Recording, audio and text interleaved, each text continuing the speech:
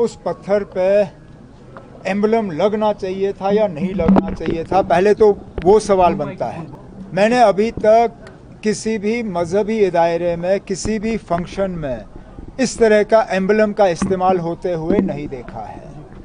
तो क्या मजबूरी बनी थी कि हजरत बल के इस प्रोग्राम, इस पत्थर पे एक तो एम्बलम इस्तेमाल,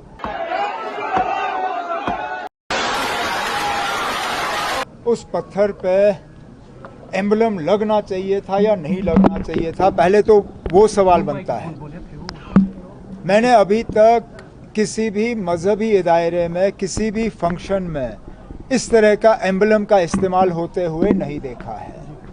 तो क्या मजबूरी बनी थी कि हजरत बल के इस प्रोग्राम, इस पत्थर पे एक तो एम्बलम इस्तेमाल, और फिर पत्थर लगाने की क्या जरूरत थी ना?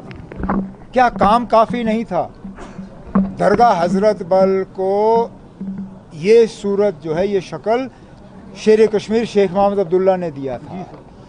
मुझे तो बताइए ना, कहीं पे उन्होंने ऐसा पत्थर लगाया? आज भी लोग उनके काम को याद करते हैं, इस बात के बावजूद कि उन्होंने वहां अपने नाम का कोई पत्थर नहीं लगाया। पत्थर लगाने की जरूरत ही नहीं थी। अगर काम सही होता तो लोग खुद ब खुद उस काम को पहचान लेते। अब चलिए, उन्होंने गलती की, हो गया, नहीं होना चाहिए था। तो सर पीएससी लगाने पे उन्होंने कहा कि पीएससी लगना चाहिए। ये अब डरा धमका के ये करने का क्या फायदा?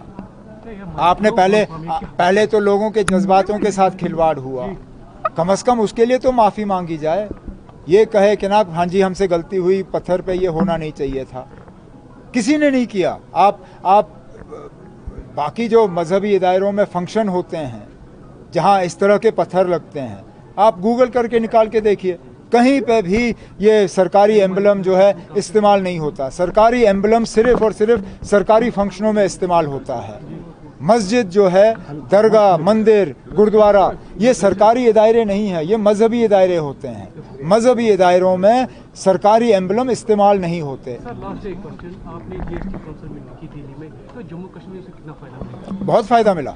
सबसे बड़ा फ़ायदा हमारे जो हैंडीक्राफ्ट वाले हैं, आपको याद होगा जैसलमेर में जब इससे पहले 55th जीएसटी काउंसिल की मीटिंग हुई, उस वक्त हमारे हैंडीक्राफ्ट वालों को बहुत डर था कि उनके शॉल और कालीन पे जो है जीएसटी की रेट बढ़ा दी जाएगी।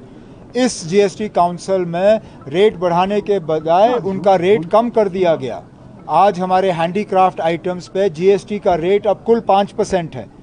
तो इससे हमारे हैंडीक्राफ्ट जो हैं, हैंडीक्राफ्ट वालों को कई इससे फ़ायदे होंगे। उसके साथ साथ जो बाकी मुल्क के लोगों को महंगाई में कमी का फ़ायदा होगा, वो जम्मू कश्मीर के लोगों को भी उसका फ़ायदा होगा।